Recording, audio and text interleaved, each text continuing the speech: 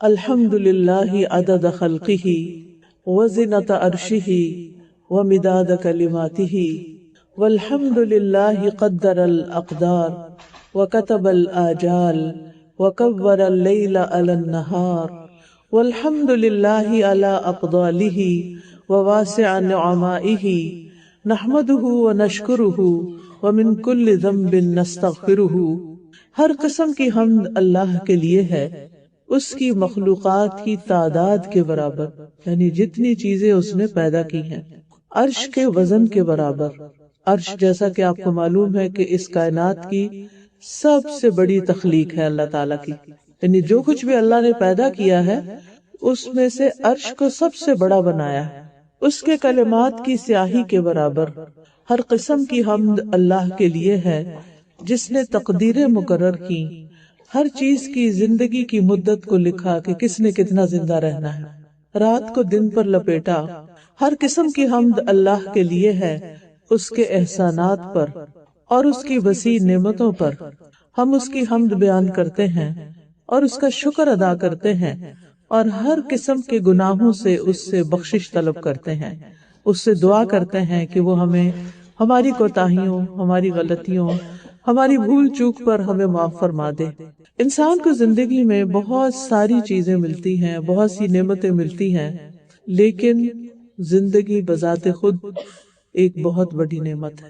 بلکہ جتنی بھی نعمتیں ملی ہیں ان میں سے سب سے بڑی نعمت ہے ایمان کے بعد، کیونکہ اگر ہماری زندگی ہی نہ ہو تو ہم یہ زمین، یہ آسمان، یہ ستارے، یہ سیارے، یہ درخت، یہ ہمارے گھر، یہ ہمارے بچے، یہ سب ہمارے لیے تو بے معنی ہے اگر ہم اس دنیا میں نہیں۔ تو ہم اس دنیا میں آئے ہیں اور اس زندگی اور اس روح اور اس جان اور اس جسم کے ساتھ اللہ نے ہمیں بے شمار نعمتیں عطا فرمائی ہیں، اتنی کہ جن کو ہم گن بھی نہیں سکتے۔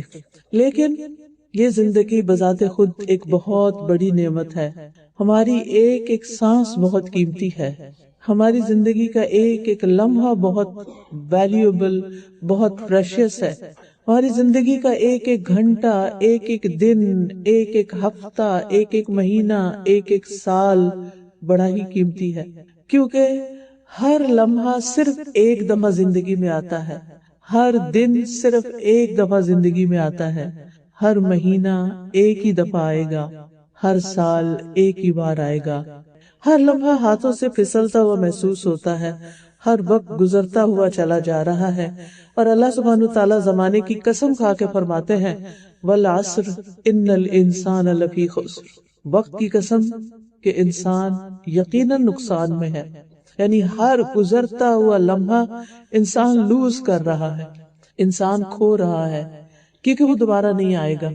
ہماری دنیا کی چیزوں میں سے کوئی بھی چیز کھو جاتی ہے تو دوسری دفعہ بن جاتی ہے۔ کوئی گولڈ کی رنگ آپ کی کھو گئی تو کوئی بات نہیں، ایک اور بن جائے گی۔ اللہ نہ کرے کسی کا کوئی بچہ فوت ہو جاتا ہے، اللہ تعالیٰ اور بچہ دے دے گا۔ اگر انسان کے گھر کو یا کسی پراپرٹی کو کوئی نقصان ہو جاتا ہے، کوئی اس کے ساتھ دھوکہ فریب کر کے کچھ لوٹ کے لے جاتا ہے، کوئی بات نہیں، جب تک زندگی یا چیزیں دوبارہ بن جاتی ہیں۔ لیکن اگر خود زندگی چلی جائے تو یہ دوبارہ نہیں آتی، اس لیے ہمیں اپنی زندگی کو بہت ویلیو کرنا ہے۔ اللہ تعالیٰ قسم کھا کے زمانے کی اور وقت کی کیا فرما رہے ہیں کہ انسان خسارے میں ہے، انسان نقصان میں ہے۔ ہاں، اس نقصان سے وہ لوگ بچ سکتے ہیں جو چار کام کریں۔ سب سے پہلے ایمان لائے، الا الذین آمنوا، مگر وہ لوگ جو ایمان لائے۔ تو ایمان والے جو ہیں وہ نقصان سے بچ جاتے ہیں۔ پھر خالی ایمان بھی کافی نہیں، خالی مان جانا بھی کافی نہیں، بلکہ اس کے ساتھ ساتھ وَعَمِلُوا الصَّالِحَاتِ، نیک عمل کرنا ضروری ہے۔ اور صرف اتنا ہی کافی نہیں کہ ہم اپنی عبادت میں محو رہیں اور لوگوں کو بھول جائیں، نہیں، ہمیں دوسروں کو بھی اچھی بات بتانی ہے۔ وَتَوَاصَوْا بِالْحَقِّ وَتَوَاصَوْا بِالصَّبْرِ، اور ایک دوسرے کو صبر کی بھی تلقین کرنی ہے، کیونکہ زندگی مشکل ہے۔ اس زندگی میں بہت سی آزمائشیں ہیں، امتحان ہیں۔ اللہ سبحانہ تعالیٰ نے یہ زندگی پیدا ہی اس لیے کی تاکہ ہمارا امتحان لے کر دیکھے کہ ہم میں سے کون اچھے کام کرتا ہے۔ سورۃ الملک میں اللہ تعالیٰ فرماتے ہیں الذی خلق الموت والحیاۃ لیبلوکم ایکم احسن عملا، وہ جس نے موت اور زندگی کو بنایا تاکہ تمہارا امتحان لے کر دیکھے، تمہیں آزما کر دیکھے کہ تم میں سے کون سب سے اچھے کام کرتا ہے، احسن عمل کرتا ہے۔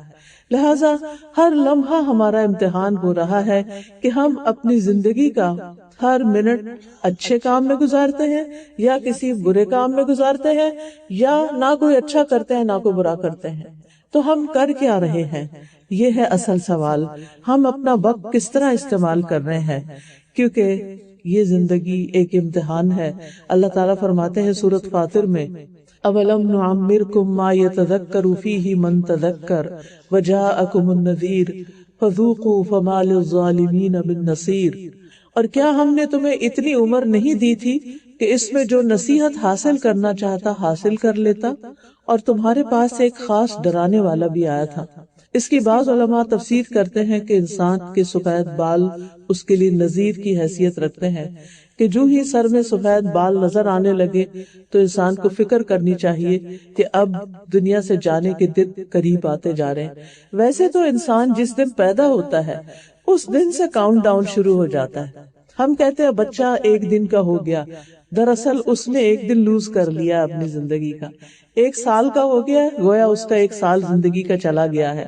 اسی طرح ہر انسان کی زندگی جتنی بھی ہے بڑی ہی قیمتی ہے، لیکن خاص طور پر عمر کا پچھلا حصہ۔ نبی صلی اللہ علیہ وسلم نے فرمایا، اللہ تعالیٰ اس بندے کا عذر پورا کر دیتے، یعنی اس کے پاس پھر کوئی بہانہ نہیں رہ جاتا جسے اللہ نے 60-70 سال تک زندگی عطا فرمائی ہو۔ اللہ تعالیٰ اس کا عذر پورا کر دیتے ہیں، اس کا عذر پورا کر دیتے ہیں۔ مطلب اس کا کیا ہے کہ اگر کوئی شخص 60-70 سال جی لیتا ہے تو پھر اس کے پاس انف ٹائم ہوتا ہے کہ اس میں وہ احسن عمل کر سکے، اچھے کام کر سکے۔ اور اگر انسان بڑھاپے تک پہنچ کر بھی اپنی زندگی کے جانے کی فکر نہیں کر رہا تو دراصل وہ خسارے میں ہے۔ حقیقت یہ ہے کہ اصل زندگی جو ہے وہ آخرت کی ہے۔ یہ تو بگننگ ہے، یہ تو ابتدا ہے، لیکن اس کی ایک انتہا ہے، اور وہ ہے کہ ہر انسان اپنے عمل کے مطابق کہاں جا کے لینڈ کرتا ہے، جنت میں یا جہنم میں۔ یہ زندگی کس لیے دی گئی؟ یہ زندگی تو احسن عمل کے لیے دی گئی، وتواصوا بالحق وتواصوا بالصبر کے لیے دی گئی۔ یہ زندگی تو کچھ کرنے کے لیے دی گئی، لیکن وہ کیا چیزیں ہیں کہ جو اللہ سبحانہ وتعالی ہمارے اندر دیکھنا چاہتا ہے۔ اس لیے ہمیں اس زندگی میں اپنی صحت کی حالت میں، فرصت کی حالت میں، ہمیں اپنے ان کاموں کا ضرور اہتمام کرنا چاہیے جو اللہ سبحانہ وتعالی نے ہمارے لیے مقرر کیے ہیں، کیونکہ ہم میں سے ہر ایک کی موت کا وقت مقرر ہے۔ اس سے انسان نہ ایک دن آگے ہو سکتا نہ پیچھے ہو سکتا ہے، نہ ایک گھڑی آگے نہ ایک گھڑی پیچھے۔ اور وہ جب وقت آ جاتا ہے تو کوئی انسان دنیا بھر کی تدبیریں کر لے، یہاں رہ نہیں سکتا۔ اس لیے آج جو اس وقت موقع ہمارے پاس ہے، جو وقت ہمارے پاس ہے، اس کو ہم غنیمت سمجھیں۔ نبی صلی اللہ علیہ وسلم نے ایک شخص کو نصیحت کرتے ہوئے فرمایا، 5 چیزوں کو 5 چیزوں سے پہلے غنیمت سمجھو، یعنی اس سے فائدہ اٹھا لو۔ اپنی جوانی کو بڑھاپے سے پہلے، اپنی صحت کو بیماری سے پہلے، اپنی مالداری کو فقیری سے پہلے، اپنی فراغت کو مصروفیت سے پہلے، اور زندگی کو موت سے پہلے۔ کیونکہ زندگی گئی تو یہ دنیا کا چیپٹر تو کلوز ہو گیا، پھر اس کے بعد قبر کی زندگی ہے، پھر اس کے بعد جی اٹھنا ہے دوبارہ۔ وہ حشر کا ایک دن 50,000 سال کے برابر ہے۔ معلوم نہیں ہمارا حساب کب وہاں ختم ہوتا ہے اور ہم آگے کی منزل اختیار کرتے ہیں۔ پھر جب حساب کتاب انسان کا ہو چکے گا اور اس کے لیے جنت بھی لکھ دی گئی ہوگی، تو بھی اس کو ایک پل پار کر کے جانا ہے جس کو پل صراط کہتے ہیں۔ آپ سب کے والدین نے آپ کو اس کے بارے میں بتایا ہوگا، کتابوں میں بھی آپ نے اس کے بارے میں پڑھا ہوگا۔ پھر یہ ایسا مقام ہے ان 3 مقامات میں سے جہاں کوئی کسی کو نہیں پوچھے گا، کوئی کسی کے کام نہیں آئے گا، کوئی کسی کو نہیں بچائے گا، حتیٰ کہ تمام پیغمبر بھی نفسی نفسی کہہ رہے ہوں گے۔ یعنی 3 مقامات ایسے ہیں۔ ایک دفعہ حضرت عائشہ نے نبی صلی اللہ علیہ وسلم سے پوچھا کہ کیا آپ قیامت کے دن مجھے یاد رکھیں گے، کیونکہ وہ ان کی بہت محبوب بیوی تھی، بیلوڈ تھی۔ تو انہیں یہ تھا کہ دنیا تو بہت اچھی گزر رہی ہے، لیکن اپنی آخرت کی بھی فکر کروں، اور نبی صلی اللہ علیہ وسلم کا ساتھ ہے تو میری اگلی زندگی بھی اچھی ہوگی۔ تو آپ نے فرمایا اے عائشہ 3 وقت میں کوئی کسی کو نہیں پوچھے گا. ایک وہ وقت جب اعمال نامے تقسیم ہو رہے ہوں گے، ہر شخص ڈرا ہوا ہوگا کہ پتہ نہیں میری زندگی کی کتاب میرے دائیں ہاتھ میں ملتی ہے یا بائیں ہاتھ میں ملتی ہے. کیوں؟ یہ فکر کس لیے ہوگی؟ اس لیے کہ جب ہم اچھے کام بھی کرتے ہیں نا، اول تو یہ کہ اچھے کام ہمارے ذرا کم ہی ہوتے ہیں، بہت سا وقت ہم فضول باتوں میں ضائع کر دیتے ہیں، بیکار کی بحثوں میں ضائع کر دیتے ہیں، اور کچھ وقت اللہ کی نافرمانیوں میں چلا جاتا ہے. تو جو نیکی کا وقت بھی ہوتا ہے اس میں بھی عام طور پر ہم اپنی نیتوں کو قابو میں نہیں رکھ سکتے. وہاں نیت کی خرابی نیکی کو نیکی نہیں رہنے دیتی، کیونکہ قیامت کے دن ایسے اعمال کا کوئی وزن ہی نہیں ہوگا جو انسان نے اللہ تعالیٰ کے لیے نہیں کیے ہوگے، لوگوں کو دکھانے کے لیے، لوگوں سے بدلہ چاہنے کے لیے، لوگوں کو خوش کرنے کے لیے اس نے کیے ہوں گے. لہٰذا بہت ضروری ہے کہ ہم اپنی اس زندگی سے بھرپور فائدہ اٹھا لیں اور اس وقت کی فکر کریں جب اعمال نامہ، یہی جو روز کی کتاب ہماری کھلتی ہے اور اس میں دن بھر کے کام لکھے جاتے ہیں. صبح کے وقت فجر کی نماز میں 2 فرشتے آتے ہیں، کرام الکاتبین، دائیں بائیں ہمارے لکھنا شروع کر دیتے ہیں جو کچھ بھی ہم کرتے ہیں. پھر عصر کی نماز میں ان کی ڈیوٹی چینج ہو جاتی ہے، 2 نئے فرشتے آ جاتے ہیں. پھر وہ جو کچھ رات سے صبح فجر تک ہم کرتے ہیں وہ لکھتے چلے جاتے ہیں. نماز پڑھی ہے یا نہیں پڑھی، زبان کا استعمال کیسے کیا، لوگوں کے کام کتنے آئے، اللہ کے کون سے حق ادا کیے، بندوں کے کون سے، جو کچھ بھی ہم کرتے ہیں، اگر ہم بیٹھ کے ایسے بغیر بیکار سوچوں میں بیٹھے ہوئے تو یہ بھی لکھا جا رہا ہوتا ہے، یعنی وہ بھی کاؤنٹ ہوگا قیامت کے دن. تو اس لیے ہر بندہ اس وقت سخت فکر مند ہوگا جب اس کا اعمال نامہ اس کو ملے گا، اس کے ہاتھ میں آئے گا. دوسرا وقت جب نامہ اعمال تولا جائے گا. کیوں؟ اس لیے کہ قرآن مجید میں آتا ہے فَمَن يَعْمَلْ مِثْقَالَ ذَرَّةٍ خَيْرًا يَرَهُ وَمَن يَعْمَلْ مِثْقَالَ ذَرَّةٍ شَرًّا يَرَهُ، کہ جو ذرے کے برابر بھی نیکی کرے گا وہ بھی اس کو دیکھ لے گا، اور جو ذرے کے ایٹم کے برابر بھی برا کرے گا وہ بھی اس کو دیکھ لے گا. یعنی اس وقت چھوٹی سے چھوٹی نیکی اور بڑی سے بڑی نیکی جو ہے وہ اعمال نامے میں رکھ کے تولی جائے گی. تو ہر شخص کو یہ فکر ہوگی کہ اب میرا اسکیل کدھر کو جھکتا ہے، نیکیوں کا جھکتا ہے یا برائیوں کا جھکتا ہے. اور یہ ڈیپینڈ کرتا ہے اس پر کہ انسان نے اپنی زندگی کس طرح گزاری. پھر اس کے بعد تیسرا موقع پل صراط کا موقع ہے. یہ سنگل لائن ہے نا، کوئی کسی کا ہاتھ پکڑ کے نہیں گزرے گا، تلوار سے زیادہ تیز اور بال سے باریک، بس اللہ ہی جس کو گزارے گا. کچھ لوگ تیز آندھی کی طرح گزر جائیں گے، کچھ تیز سواری کی طرح گزر جائیں گے، کچھ تیز دوڑتے ہوئے گزر جائیں گے، کچھ لوگ چلتے ہوئے جائیں گے، کچھ لوگ کرال کرتے ہوئے جائیں گے، اور کچھ لوگوں کو راستے میں سے نیچے جہنم میں پھینک دیا جائے گا. ہر ایک کے ساتھ اللہ جو چاہے گا معاملہ کرے گا. الملک یومئذ للہ، کیونکہ اس دن ساری بادشاہت، ملکیت، سارا اختیار صرف اور صرف اللہ سبحانہ تعالیٰ کے پاس ہی ہوگا. اس لیے ہمیں اپنی زندگی سے بھرپور فائدہ اٹھانا ہے. ہم نے اس دن کے لیے تیاری کرنی، اس دن کے لیے اپنے اعمال کو اکٹھا کرنا ہے، ان چیزوں کی فکر کرنی ہے جو اس دن ہمیں فائدہ دے گی. اس لیے موت سے پہلے اس زندگی سے پورا فائدہ اٹھا لے.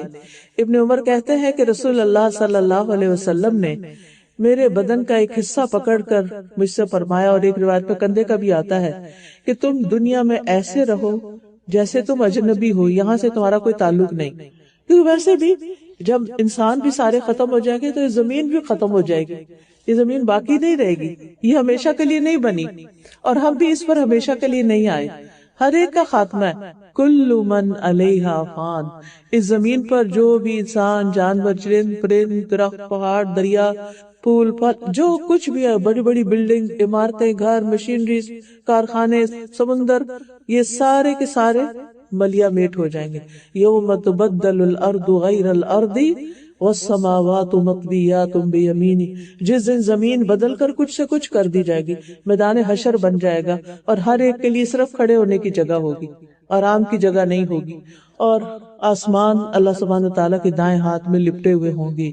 اس وقت صرف اور صرف رب کی رحمت ہی ہوگی جو انسان کو بچائے، ورنہ کوئی کسی کو پوچھنے والا نہیں ہوگا.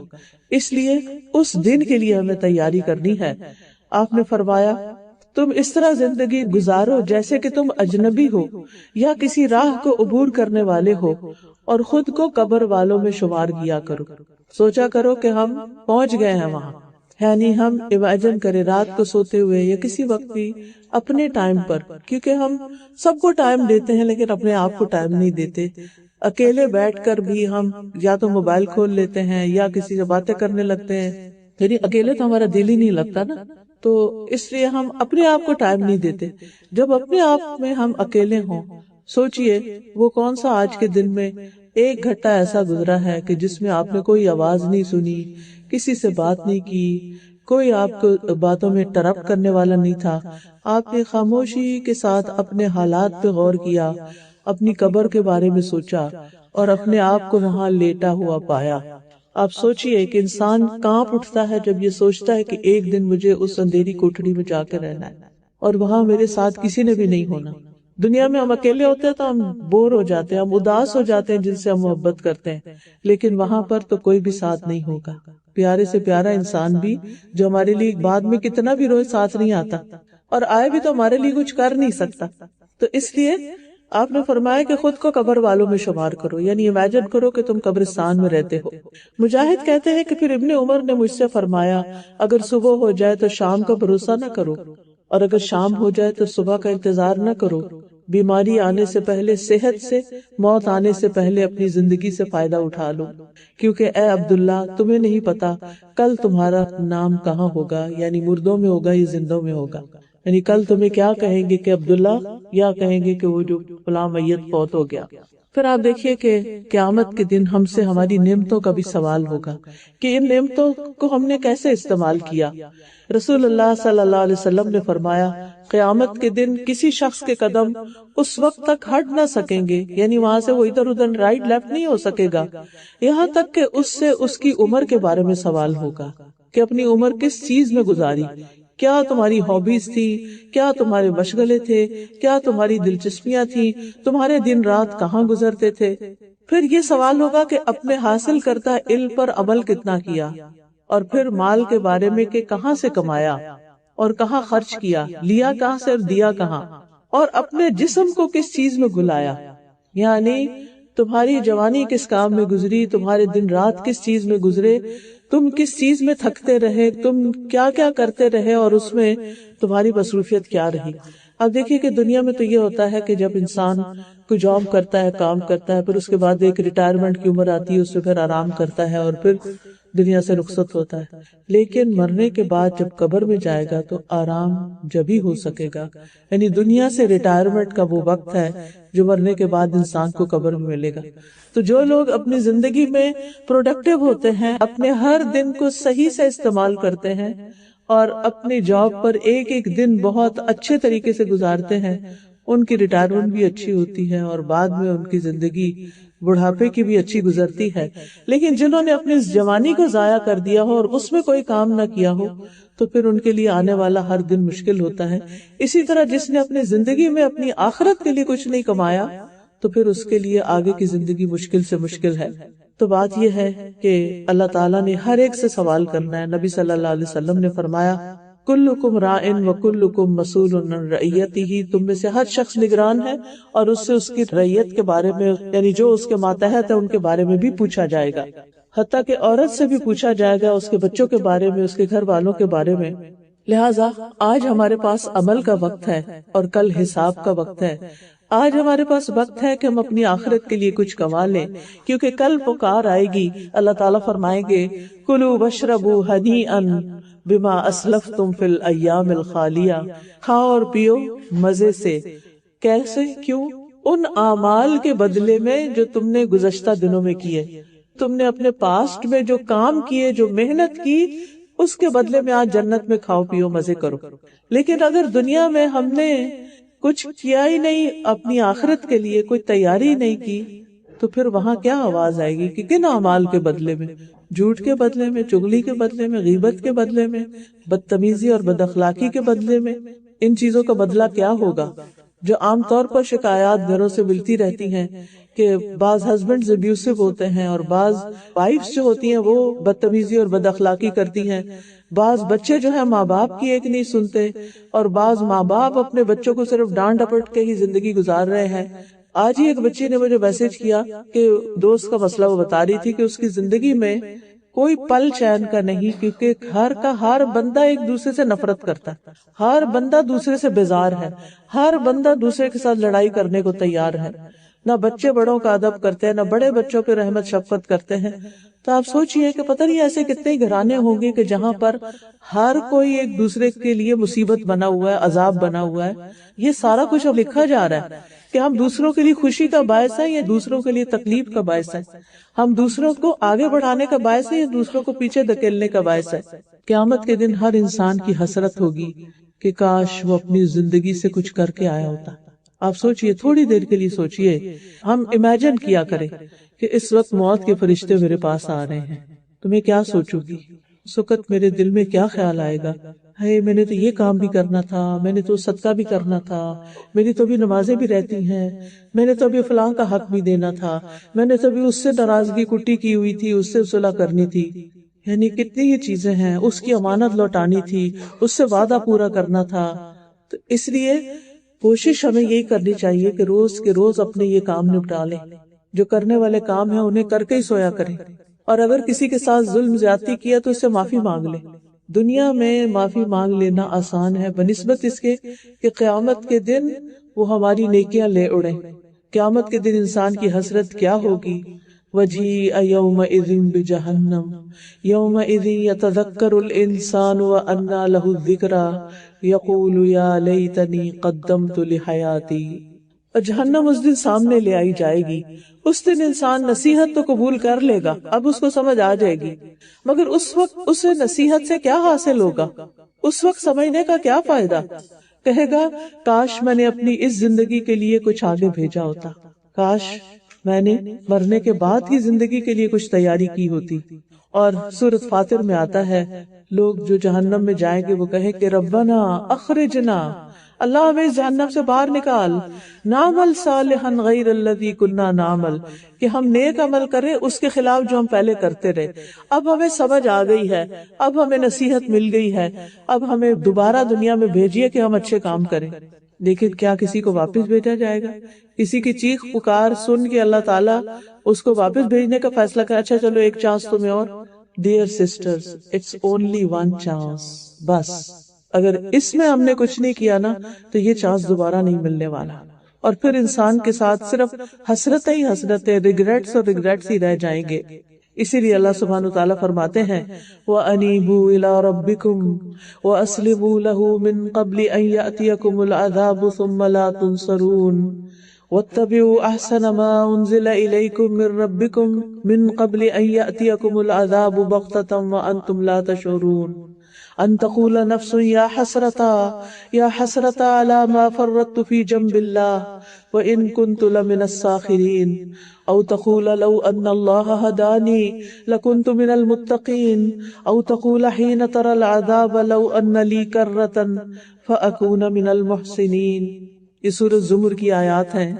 اور اپنے رب کی طرف پلٹ آؤ، اپنے رب سے دل لگا لو، اپنے رب کو سہارا بنا لو، اپنے رب کے اوپر توکل کرو، اپنے رب سے سب سے زیادہ محبت کرو، اپنے رب کو سب سے زیادہ یاد کرو، اپنے رب کو سب سے زیادہ راضی کرو اور اس کے فرما بردار بن جاؤ، اس سے پہلے کہ تم پر عذاب آ جائے۔ پھر تمہاری مدد نہیں کی جائے گی، اور اس سب سے اچھی بات کی پیروی کرو جو تمہارے رب کی طرف سے تمہاری طرف نازل کی گئی، اس سے پہلے کہ اچانک تم پر عذاب آ جائے اور تم سوچتے بھی نہ ہو، تمہارے وہم و گمان بھی نہ ہو، اور اچانک کوئی بلا ٹوٹ پڑے۔ کسی کو کووڈ کے آنے کا پتا تھا؟ کتنی مشکل دیکھی لوگوں نے، اتنے ان کے پیارے پیارے لوگ دنیا سے چلے گئے، ان کے ہاتھوں سے نکل گئے، کچھ بھی نہیں کر سکے۔ کس وقت کون سا طوفان آ جائے، کون سی مشکل آ جائے، ہمیں کسی کو نہیں پتا۔ تو اس سے پہلے کہ وہ دن آ جائے ہمیں اپنے لیے کچھ کر کے رکھنا ہے۔ پھر فرمایا ایسا نہ ہو کہ کوئی شخص کہے ہائے افسوس اس کوتاہی پر جو میں نے اللہ کی جناب میں کی، یعنی اللہ کی عبادت ڈھنگ سے نہیں کی، اول تو ہم نمازیں ڈھنگ سے پڑھتے نہیں ہیں، لیٹ پڑھتے ہیں، پھر پوری طرح اس کے فرائض اور اس کی جو شرائط ہے وہ پوری نہیں کرتے، نماز کا طریقہ ابھی تک ہم نے پورا نہیں سیکھا، کوئی لمبی صورتیں ہم نے نہیں یاد کی کہ جو ہم نماز میں پڑھ سکے، اور خشوع و خضوع تو بس اللہ ہی حافظ ہے سب کا، کہ نماز کے مصلی پہ کھڑے ہوتے ہیں تو ہوش ہی نہیں رہتی کتنی رکعتیں پڑھی ہیں، کھڑے اللہ کے سامنے اور باتیں دنیا بھر کی ہمارے ذہن میں ہوتی، کوشش کے باوجود ہم اس میں کامیاب نہیں ہو پاتے۔ ہم سب کو اپنے حالت کا پتہ ہے، جبکہ قرآن مجید میں آتا ہے قد افلح المؤمنون الذین هم فی صلاتهم خاشعون، کہ یقیناً فلاح پا گئے وہ مومن جو اپنی نمازوں میں خشوع اختیار کرتے ہیں، اللہ سے ڈرتے ہیں۔ پھر فرمایا کہ افسوس اس کوتاہی پر جو میں نے اللہ کی جناب میں کی، اور بے شک میں تو مذاق کرنے والوں میں سے تھا۔ یا کہے کہ اگر واقعی اللہ مجھے ہدایت دیتا تو میں بھی ضرور متقین میں سے ہو جاتا، یا کہے جب وہ عذاب دیکھے کہ کاش واقعی میرے لیے ایک بار واپس جانا ہو تو میں بھی نیک عمل کرنے والوں میں شامل ہو جاؤں۔ تو ابھی تو ہمارے پاس وقت ہے، لیکن وہاں جانے کے بعد واپسی نہیں ہوگی کہ ہم کوئی نیک عمل کر سکیں۔ اس لیے بہت ضروری ہے کہ ہم اپنے وقت کا بہترین استعمال سیکھیں۔ تو سب سے پہلی چیز ہے کہ ہم اللہ کے حقوق کو صحیح طور پر ادا کرنا سیکھیں، اپنی عبادات کی ادائیگی کو درست کریں۔ مومن کا ہر وقت اللہ کی اطاعت میں جو گزرتا ہے وہ اس کا عبادت کا وقت ہوتا ہے۔ قرآن مجید میں آتا ہے قل ان صلاتی ونسکی ومحیای ومماتی للہ رب العالمین لا شریک لہ وبذلک امرت وانا اول المسلمین۔ کہہ دیجئے بے شک میری نماز اور میری قربانی، میری زندگی اور میری موت اللہ کے لیے، جو رب ہے سارے جہانوں کا، اس کا کوئی شریک نہیں، اور مجھے حکم دیا گیا ہے کہ میں حکم ماننے والوں میں سب سے پہلا ہوں۔ دوسروں کا انتظار نہ کرے، سب سے پہلے خود اللہ کی اطاعت کر لے۔ تو مومن کی نماز اور قربانی، زندگی اور موت سب اللہ کے لیے ہوتا ہے، وہ اللہ کے لیے جیتا ہے، اللہ کے لیے مرتا ہے، اللہ کو راضی کرنے کی کوشش میں لگا رہتا ہے، ہر وہ کام کرنے کو تیار ہو جاتا ہے جس کے بارے میں اس کو پتا چلتا ہے کہ اللہ اس سے راضی ہے۔ چھوٹی سی مثال دیتی ہوں، بندہ جب پانی پیتا ہے تو ایک گھونٹ بھی پیتا ہے اور کہتا ہے الحمدللہ، اللہ اس بندے سے راضی ہو جاتا ہے۔ لیکن کتنی دفعہ ہم پانی پی جاتے ہیں بغیر سوچے سمجھے باتیں کرتے ہوئے، اور بعد میں الحمدللہ کہنا بھول جاتے ہیں، حالانکہ اگر ہم اس کی پابندی کرنا شروع کر دیں تو ہمارا یہ چھوٹا سا عمل بھی اللہ کو راضی کرنے والا ہو جائے گا۔ یہ بھی وقت کا بہترین استعمال ہے، یہ بھی اپنی زندگی کی قدر کرنا ہے۔ پھر آپ دیکھیے کہ ہمیں اپنے فرائض سے غافل نہیں ہونا۔ قرآن مجید میں اللہ تعالیٰ ان لوگوں کی تعریف بیان کرتے ہیں، رجال لا تلہیہم تجارت ولا بیع عن ذکر اللہ واقام الصلاة وایتاء الزکاة یخافون یوما تتقلب فیہ القلوب والابصار۔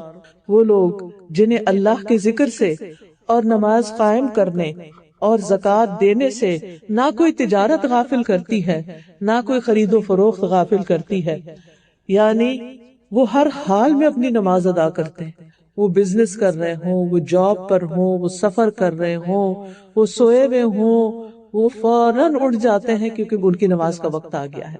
وہ اس دن سے ڈرتے ہیں جس میں دل اور آنکھیں الٹ جائیں گی، یعنی وہ اپنی نمازوں کی فکر کیوں کرتے ہیں؟ وہ یہ نہیں کہ غافل ہو کے سوئے رہتے ہیں اور صبح 7 بجے کا الارم لگاتے ہیں اور نماز کے وقت اٹھتے ہی نہیں ہیں، کیونکہ وہ ڈرتے ہیں کہ وہ دن آئے گا جب ہماری نمازوں کا حساب ہوگا، اور آپ کو معلوم ہی ہے کہ سب سے پہلا حساب تو نماز کے بارے میں ہوگا۔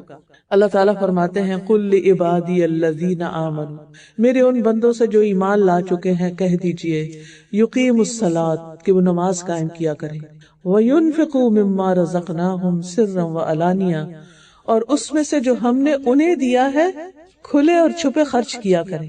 یعنی بعض چیزیں ایسی ہوتی کہ آپ کسی کو دیتے اس کو پتا چل جاتا کہ آپ نے اس کو دیا، لیکن بعض اوقات آپ اس طریقے سے دیتے کہ لینے والے کو پتہ ہی نہیں ہوتا کہ کس نے دیا، اور صرف آپ کے رب کو پتا ہوتا ہے، تو رب ایسے صدقے سے راضی ہو جاتا ہے۔ خفیہ صدقہ جو ہوتا ہے، چھپا کے صدقہ، وہ اللہ کے غضب کو ٹھٹا کرتا ہے، اللہ کی ناراضگی کو دور کرتا ہے۔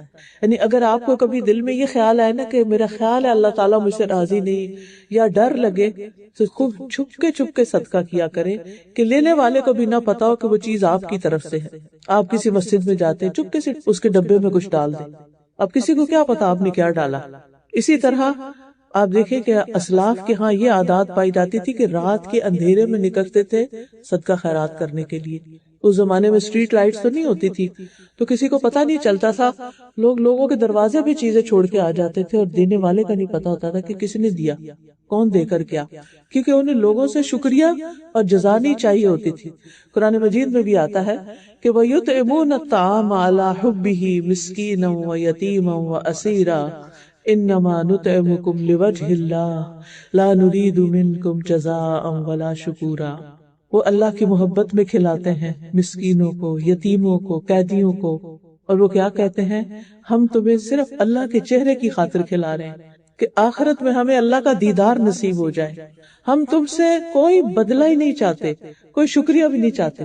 کتنی دفعہ ہم نے اس طرح کسی کو کھانا کھلایا کہ ہم شکریہ کا انتظار ہی نہ کریں، ہم کبھی توقع ہی نہ رکھیں، ہم کبھی گلہ ہی نہ کریں کہ میں نے تمہارے لیے اتنا کیا، تم نے تو کبھی جھوٹے منہ بھی شکریہ ادا نہیں کیا۔ ایسے رشتہ دار ہوتے ہیں نا، ایسے لوگ ہوتے ہیں کہ جن پہ آپ ساری زندگی احسان کرتے ہیں لیکن وہ آپ کی قدردانی نہیں کرتے، وہ آپ کے کسی احسان کو مانتے ہی نہیں۔ تو اس وقت اپنا دل نہ چھوٹا کریں، آپ کہیں میں نے تو یہ کیا اللہ کے لیے کیا تھا، اس کے پاس میری جزا ہے۔ اور یہ صدقہ سب سے افضل ہوتا ہے جو آپ کسی ایسے رشتہ دار کو دیں جو ضرورت مند ہے لیکن وہ اکنالج نہیں کرتا، وہ جواب میں آپ سے راضی نہیں ہوتا، ناراض ہی رہتا ہے۔ کئی رشتہ دار ایسے ہوتا ہے نا کہ آپ ان کے ساتھ جو مرضی کر لیں اور انہیں خوش نہیں ہونا، آپ ایک چیز دیں گے وہ دوسری کی ڈیمانڈ کریں گے، وہ دوسری پوری کریں گے وہ تو تیسری کی کریں گے، اور اگر کسی وقت آپ نہیں کر سکتے تو آپ کے ساتھ کیا کرایہ پہ پانی پھینک دیں گے، کچھ بھی نہیں ہاتھ آئے گا آپ کے۔ تو بندوں کی خاطر بندوں پر احسان نہ کریں، اللہ کی خاطر۔ تو اللہ تعالیٰ فرماتے ہیں جو ہم نے ان کو دیا ہے اس میں سے خرچ کریں، من قبل ان یأتی یوم لا بیع فیہ ولا خلال، اس سے پہلے کہ وہ دن آ جائے جس میں نہ کوئی خرید و فروخت ہوگی اور نہ کوئی دوستی ہوگی۔ تو جہاں تک نماز کا تعلق ہے تو چاہے کتنے بھی مصروف ہوں، جب اذان ہو جائے تو ساری فکر کس چیز کی طرف لگ جائے کہ نماز کا وقت آ گیا، بس اب نماز پڑھ لو۔ بعض اللہ کے بندے ایسے ہوتے ہیں کہ جو اذان سے پہلے ہی نماز کی تیاری شروع کر دیتے کہ اذان ہونے والی ہے، نماز کا وقت قریب آ رہا ہے، اور بعض اس درجے تک پہنچ جاتے ہیں کہ وہ صرف ایک نماز پڑھنے کے ساتھ ہی اگلی نماز کا انتظار شروع کر دیتے ہیں۔ ایسے بھی اللہ کے بندے ہوتے ہیں۔ تو بندے کے وقت میں برکت ہو ہی نہیں سکتی جب تک وہ اللہ کا حق ادا نہیں کرتا، کیونکہ ایک حدیث قدسی میں اللہ تعالیٰ فرماتے ہیں نا کہ اے ابن آدم تو میری عبادت کے لیے خود کو فارغ کر لے تو میں تیری ضروریات پوری کر دوں گا، ورنہ تیرے دونوں ہاتھ کاموں سے بھر دوں گا اور تیری محتاجی بھی دور نہیں ہوگی۔ یعنی مصروفیت، کام کام کام، لیکن ضروریات ہیں پوری ہی نہیں ہوتی۔ تو دن کے سارے اوقات میں فجر سے عشاء تک اللہ سبحانہ تعالیٰ کی عبادت کے لیے خاص اہتمام کریں، کیونکہ جو نمازوں کی حفاظت کرتے ہیں ان کے لیے جنت کا وعدہ ہے، اور جو نماز کے وقت کو ضائع کرتے ہیں ان کے لیے تباہی ہے۔ قرآن مجید میں آتا ہے فَوَيْلٌ لِّلْمُصَلِّينَ الَّذِينَ هُمْ عَنْ صَلَاتِهِمْ سَاهُونَ، بس تباہی ہے، بربادی ہے ان نمازیوں کے لیے جو اپنی نماز سے غافل ہیں۔ تو اس کا مطلب کیا ہے کہ انسان وقت ضائع کرتا رہے، فضول کاموں میں لگا رہے یہاں تک کہ وقت نکل جائے یا بہت تھوڑا وقت رہ جائے، ادھر ادھر گھومتا پھرے اور گھر اس وقت پہنچے جب نماز جانے والی ہو۔ یہ ہے غفلت نماز سے کہ اس کو فکر ہی نہیں لگی کہ نماز کا ٹائم شروع ہو گیا ہے۔ تو ان الصلاۃ کانت علی المؤمنین کتابا موقوتا، نماز مومنوں پر وقت کی پابندی کے ساتھ فرض کی گئی ہے، اس لیے عبادت کو اول وقت پر ادا کرنا چاہیے، اور دوسری مصروفیات کے دوران جب آپ کتنے بھی مصروف ہو، نماز کا وقت ہو گیا اس کام کو وہیں چھوڑے، اپنی نماز پڑھے، پھر آ کے باقی کام کر لیں، یا پھر آپ کاموں کو ٹائمنگز دیکھ کے شروع کریں۔ مثلا آپ نے کھانا پکانا ہے، آپ دیکھیں کہ اچھا ظہر کو کتنا وقت رہ گیا، اس وقت میں میرا کھانا پک جائے گا یا نہیں پکے گا، اگر نہیں پکے گا تو پہلے میں پھر نماز پڑھ لوں تو پھر اس کے بعد شروع کر لوں۔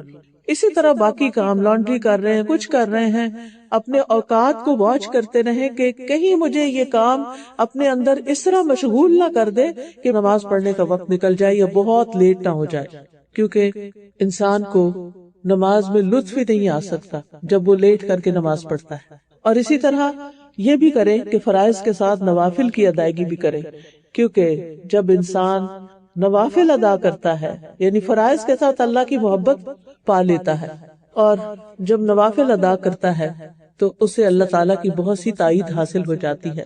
دوسری چیز جس کا آپ بہت اہتمام کریں اپنی اس قیمتی زندگی میں وہ ہے کثرت سے اللہ کا ذکر۔ سورۃ الاحزاب میں اللہ تعالیٰ فرماتے ہیں والذاکرین اللہ کثیرا والذاکرات اعد اللہ لہم مغفرۃ واجرا عظیما. کثرت سے اللہ کا ذکر کرنے والے مرد اور عورتیں اللہ نے ان کے لیے بخشش کا وعدہ کر رکھا ہے اور بہت بڑا اجر تیار کر رکھا ہے. یہ کثرت سے ذکر، ایک ہوتا ہے کبھی کبھار ذکر اور ایک ہوتا ہے کثرت سے ذکر. اور وہ کیا ہے؟ ہر حال میں اللہ کا ذکر، کھڑے بیٹھے لیٹے، جیسے سورۃ آل عمران میں آتا ہے الذین یذکرون اللہ قیاما وقعودا وعلی جنوبہم. وہ لوگ جو اللہ کا ذکر کرتے ہیں کھڑے ہو کر بھی، لیٹ کر بھی، بیٹھ کر بھی.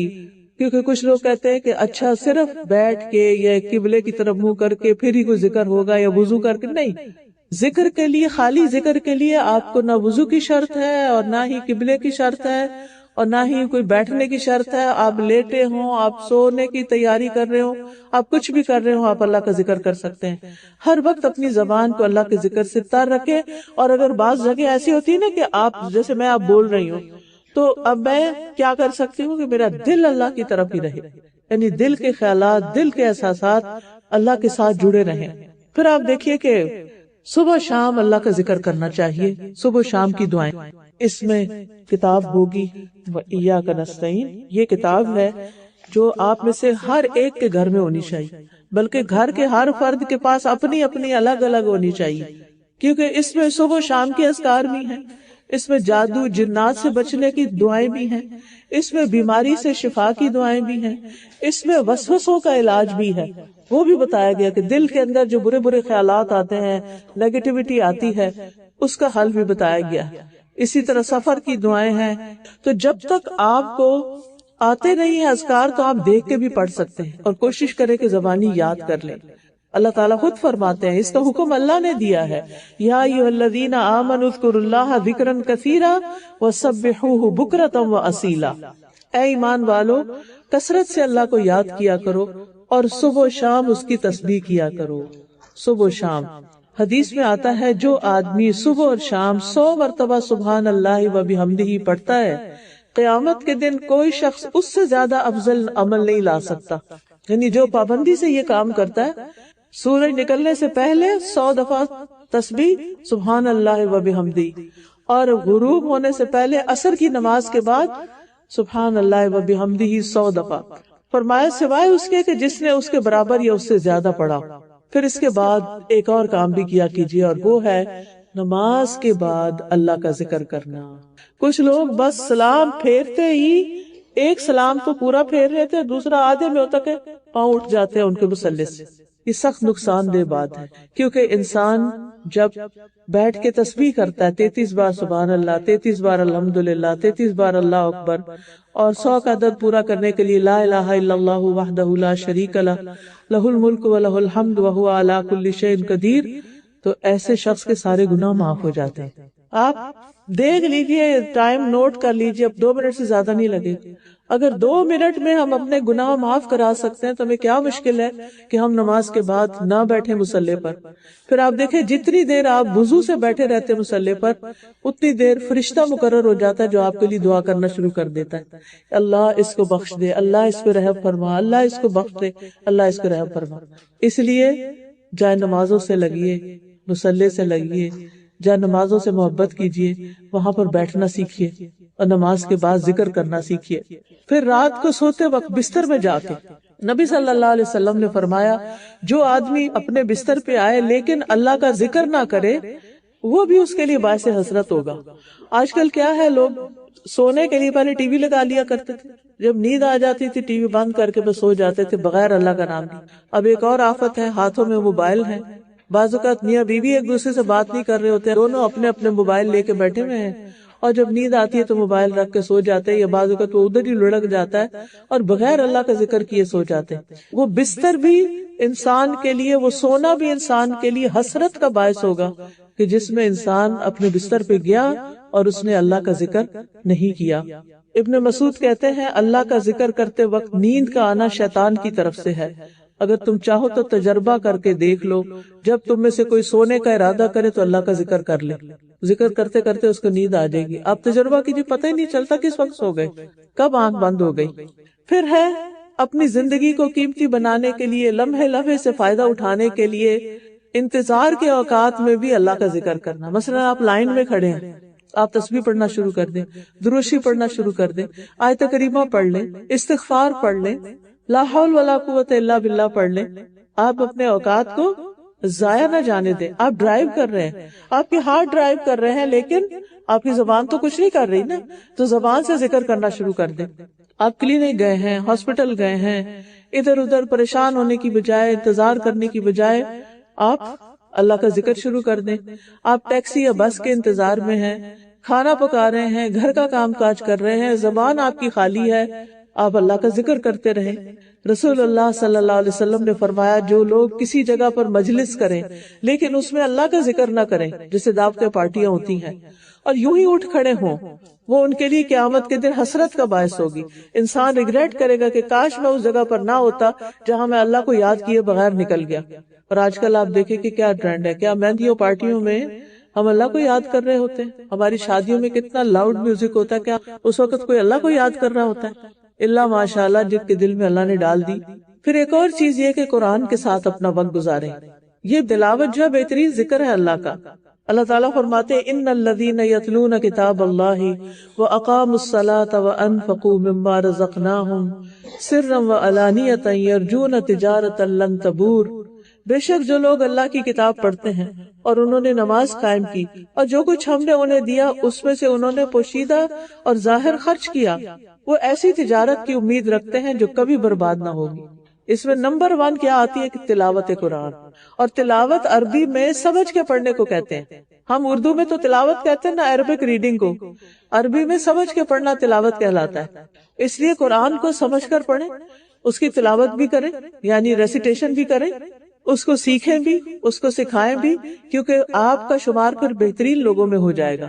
یعنی یا قرآن سیکھنے والے بن جائیں یا قرآن سکھانے والے بن جائیں. اگر آپ کی تجوید میں غلطیاں ہیں, تجوید سیکھنا شروع کر دیں. آپ نے حفظ نہیں کیا ہوا, صورتیں بڑی حفظ کرنی شروع کر دیں. آپ نے عربی جانی, ترجمہ نہیں آتا, ترجمہ کرنا سیکھ لیں.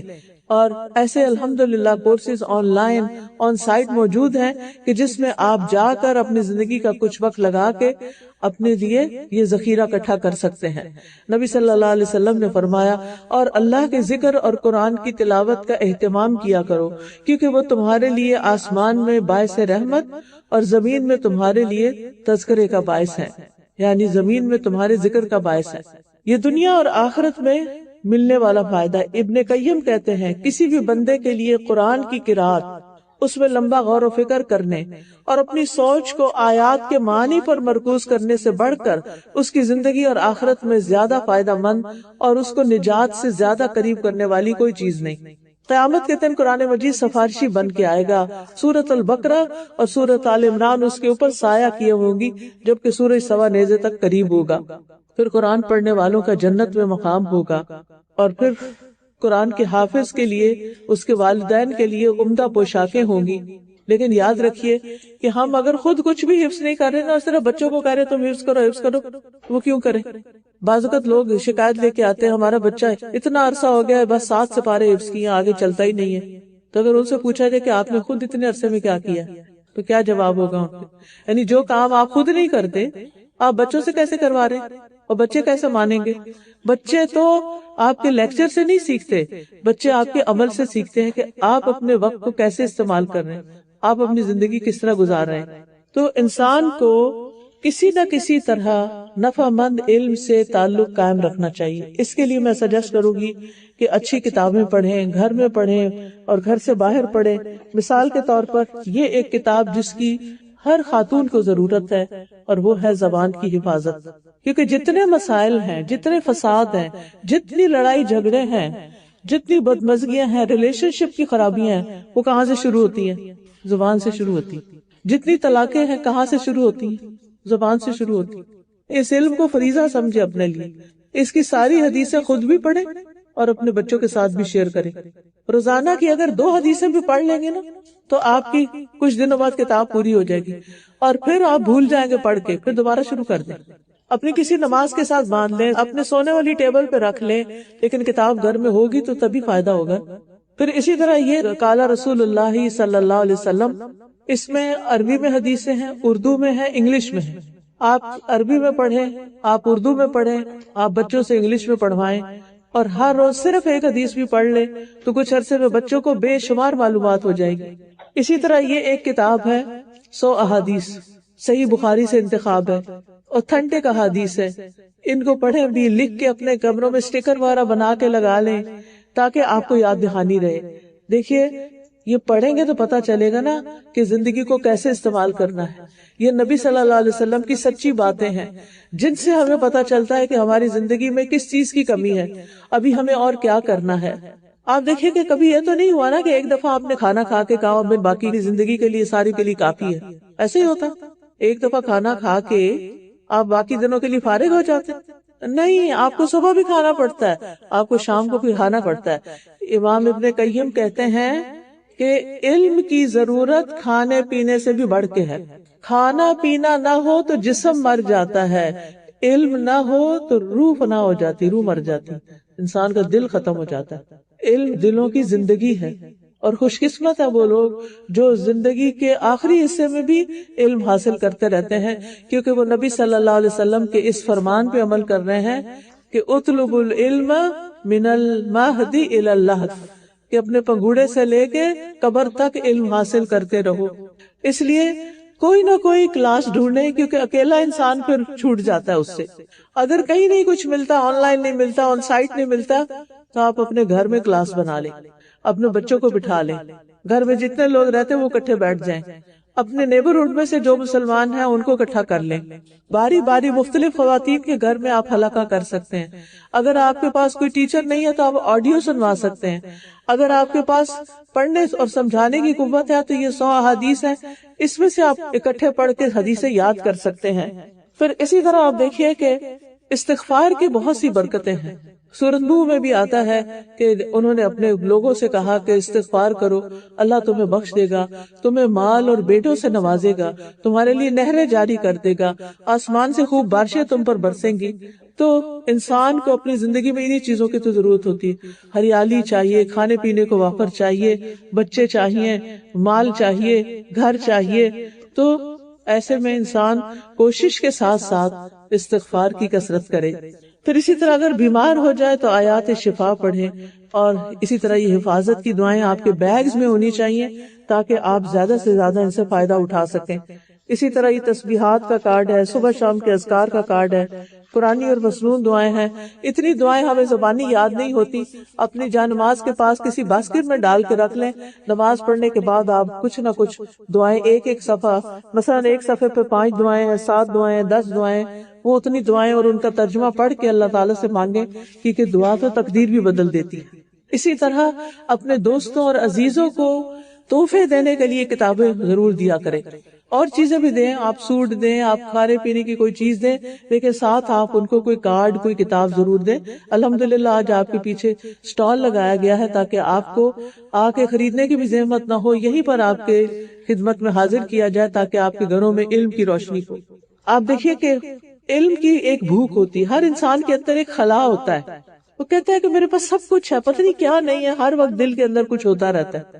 وہ دراصل ہماری روح کی پیاس ہوتی ہے، ہمیں علم کی ضرورت ہوتی ہے۔ تو کتاب، استاد، مجلس، ماحول، یہ سب چیزیں آپ کو فائدہ دیتی ہیں۔ شیخ عبد الرحمن السعدی کہتے ہیں، لوگو اللہ تم پہ رحم کرے، تم علم سکھانے والے بن جاؤ۔ اگر یہ نہیں کر سکتے تو علم کی مجلسوں میں حاضری دو اور وہاں کان لگا کے سنو، فائدہ حاصل کرو، اور اہل علم سے بھلائی طلب کرتے ہوئے، بصیرت حاصل کرتے ہوئے سوال بھی کرو، یعنی پوچھو بھی ان سے، علم حاصل کرو پوچھ کے بھی۔ اگر تم نے ایسا نہ کیا اور تم نے کلی طور پر بالکل ہی علم سے روگردانی کر لی تو تم تباہ ہو جاؤ گے اور خسارہ پانے والوں میں سے ہوگے۔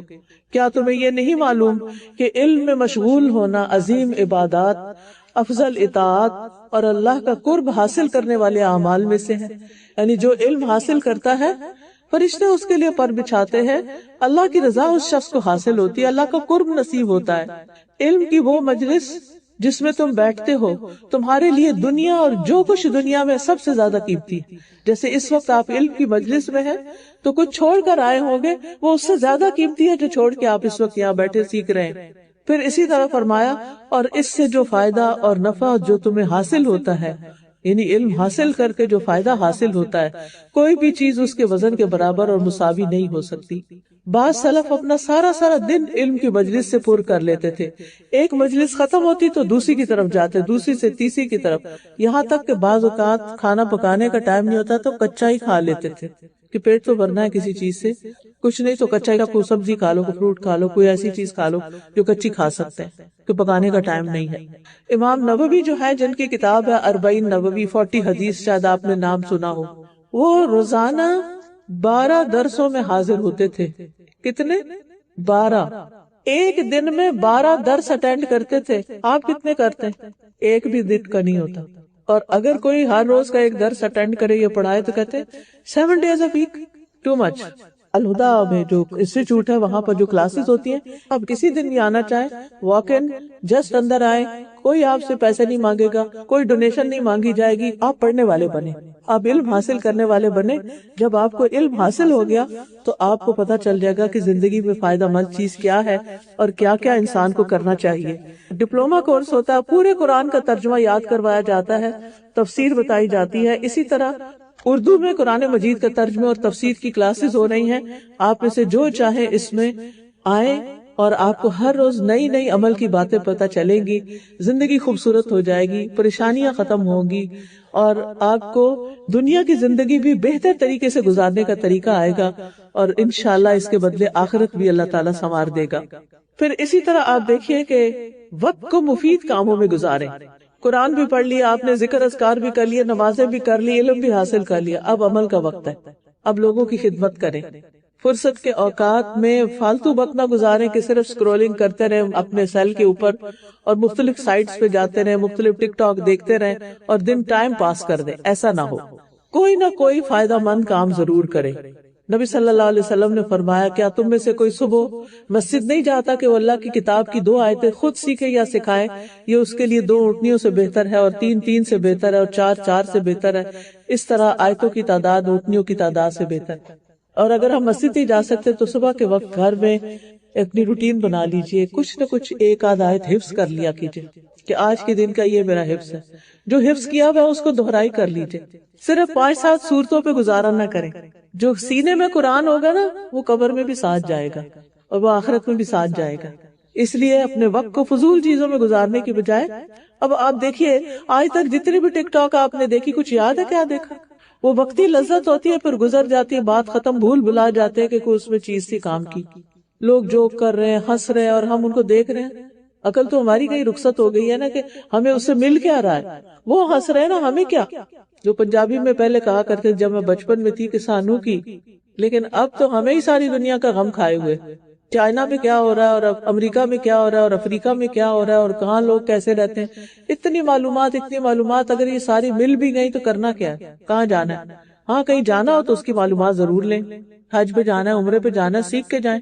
پھر اسی طرح یہ ہے کہ فضول چھوٹے چھوٹے بیکار کاموں میں وقت نہ گزاریں. وہ کام کریں جس کا فائدہ زیادہ ہو. غیر اہم کاموں کو چھوڑ دیں, بیکار کی باتیں چھوڑ دیں. حدیث میں آتا ہے انسان کے اسلام کی خوبصورتی یہ ہے کہ وہ بیکار چیزوں کو چھوڑ دے, بے فائدہ کاموں کو چھوڑ دے, بے فائدہ باتوں کو چھوڑ دے, لغو اور بے مقصد باتوں سے بچے. اور بیکار باتیں کیا ہوتی ہیں؟ نبی صلی اللہ علیہ وسلم نے فرمایا, جب تم میں سے کوئی اپنے مسلمان بھائی کے پاس جائے, پھر وہ اسے اپنے کھانے میں سے کھانا کھلائے, تو وہ اس کے بارے میں سوال نہ کرے, یہ حلال ہے یا حرام ہے, گوشت کہاں سے لائے تھے تم, اور ذبیحہ تھا کہ نان ذبیحہ تھا. فالتو باتیں نہ پوچھے. اس نے کھلایا, آپ نے کھایا, آپ شکریہ ادا کریں, خود بھی اللہ کا بھی شکر کریں, بندوں کا بھی شکر کریں. کوئی کام کی بات سیکھنی ہو تو سیکھیں, آپ پوچھ سکتے کیسے بنایا, آپ سیکھنا چاہتے سیکھ لیں تاکہ آپ بھی دوسروں کو بنا کے کھلا سکیں. بہت اچھی بات ہے. تو اپنے وقت کی حفاظت کرنی چاہیے. حسن بصری کہتے ہیں میں نے ایسے لوگوں کو پایا وہ تم میں اپنے اوقات کے بارے میں زیادہ بخیل اور حرص والے تھے جتنا تم اپنے درہم و دینار کے بارے میں حرص رکھتے ہو.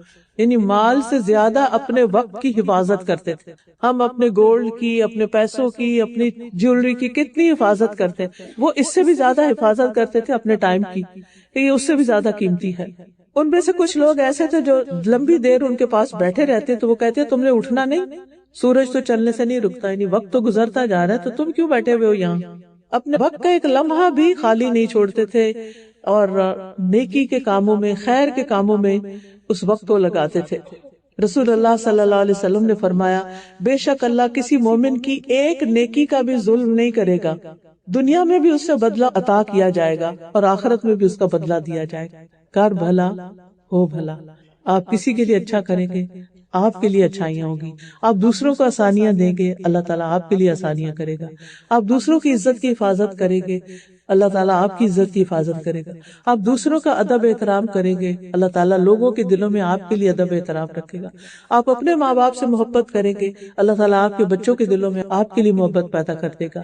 نیکی کے کام سوچتے نہ رہ جائیں، جو سامنے آئے اسے کر گزرے، جلدی کریں، فاستبقوا الخیرات، کسی چھوٹی سے چھوٹی نیکی کو بھی حقیر نہ سمجھیں، خواہ راستے سے کوئی تکلیف دہ چیز ہٹانا ہی کیوں نہ ہو، لوگوں کو راستہ دینا ہو، کسی کو راستہ بتانا ہو، پانی کا ایک گھونٹ پلانا بھی نیکی ہے۔ نبی صلی اللہ علیہ وسلم نے فرمایا آدم کے بیٹے کے کل 360 جوڑ یا ہڈیاں ہوتی ہیں، ہر روز ہر جوڑ کی طرف سے صدقہ کرنا لازم ہوتا ہے، ہر اچھی بات صدقہ ہے، آدمی کا اپنے بھائی کی مدد کرنا صدقہ ہے، کسی کو پانی کا گھونٹ پلا دینا بھی صدقہ ہے، اس لیے ہمیشہ اس بات میں رہے کہ دوسروں کی مدد کریں۔ فرمایا کسی کی سواری میں مدد کرنا یعنی اس کو سوار ہونے پہ بٹھانے میں مدد کرنا، اس کا سامان رکھ دینا، یہ بھی صدقہ ہے۔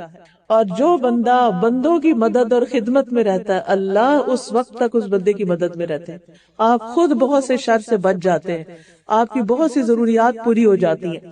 ہم جب احسان کرتے ہیں تو وہ کسی پہ نہیں ہوتا، خود ہماری اپنی ذات پہ ہوتا ہے۔ اور نیکی عمر میں اضافہ کرتی ہے، نیک اعمال سے عمر میں برکت ہوتی ہے۔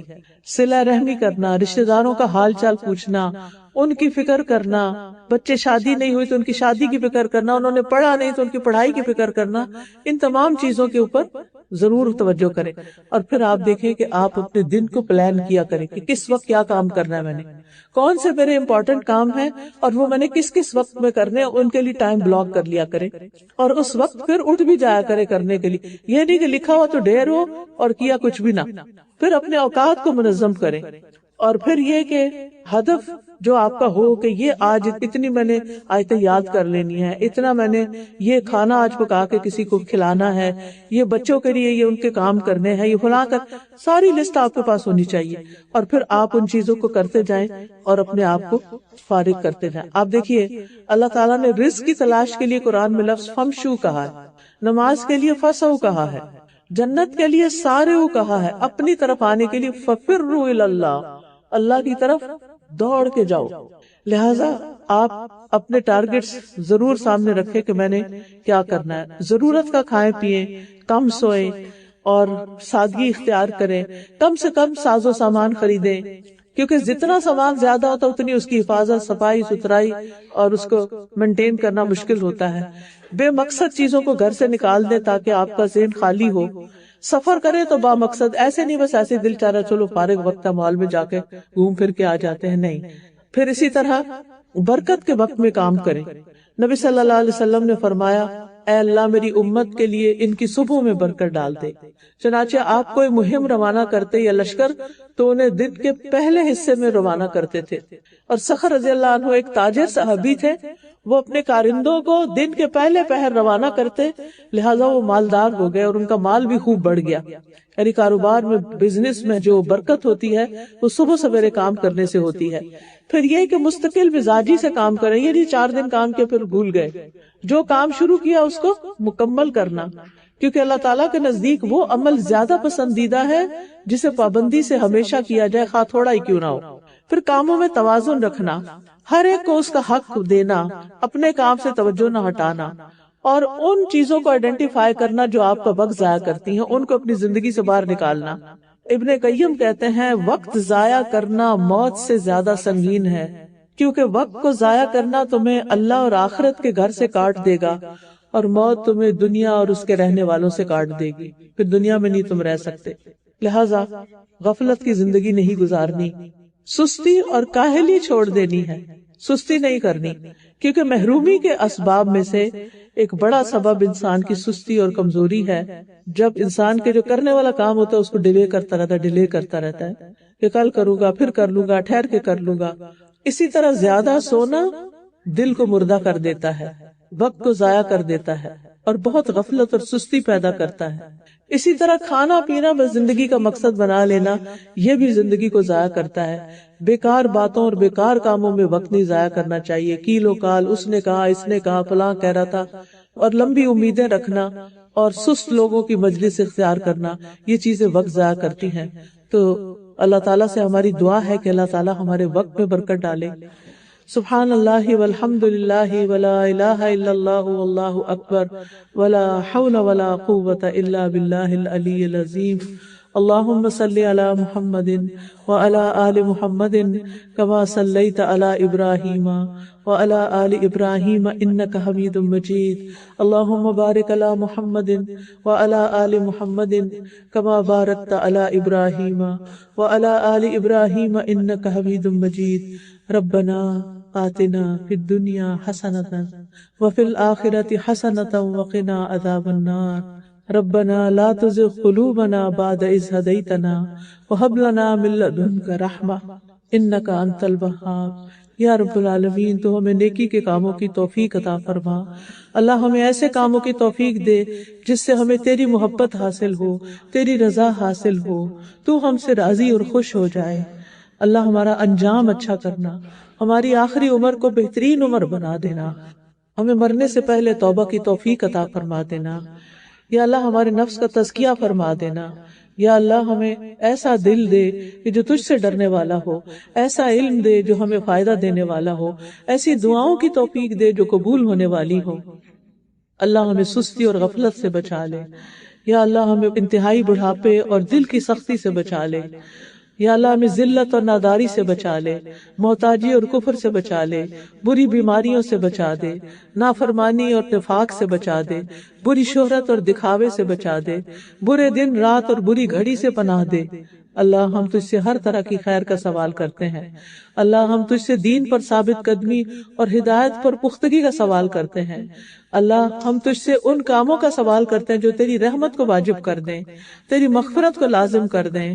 یا اللہ ہمیں اپنی نعمتوں کا شکر ادا کرنے والا بنا، بہترین عبادت کرنے والا بنا، ہمیں قلب سلیم عطا فرما، سچی زبان عطا فرما، ہر اس بھلائی کو عطا کر دے جسے تو جانتا ہے، ہمیں ہر نیکی کرنے کی توفیق عطا فرما اور ہمارے سارے گناہوں کو بخش دے۔ یا اللہ تو ہمیں ہر طرح کے عیبوں سے بچا کے رکھ۔ یا اللہ ہمارے دلوں کا غم، دکھ اور پریشانی دور کر دے، ہمارے بچوں کو ہدایت دے دے، ہمارے بچوں ہماری نسلوں کے ایمان کی حفاظت فرما۔ یا اللہ انہیں نیک مسلمان بنانا، انہیں دوسروں کے کام آنے والا بنانا، انہیں دوسروں کو دعویٰ دینے والا بنانا۔ یا رب العالمین جو بے اولاد ہیں انہیں اولاد عطا فرما۔ یا اللہ جن کی شادی نہیں ہوئی ان کی شادی ہو جائے۔ یا رب العالمین جتنی بہنیں یہاں اس مجلس میں آئی ہیں سب کا آنا قبول فرما، جنہوں نے اس مجلس کا انتظام کیا یا اللہ ان کی محنت، ان کا مال اور جان اور وقت لگانا قبول فرما۔ یا رب العالمین تو ہمیں نیکی اور خیر کے کاموں سے جڑ کے رہنے کی توفیق عطا فرما۔ ربنا تقبل منا، ربنا تقبل منا انك انت السميع العليم وتب علينا انك انت التواب الرحيم۔ وصلى الله تعالى على خير خلقه محمد وعلى آله واصحابه واهل بيته اجمعين برحمتك يا ارحم الراحمين۔ الہی آمین۔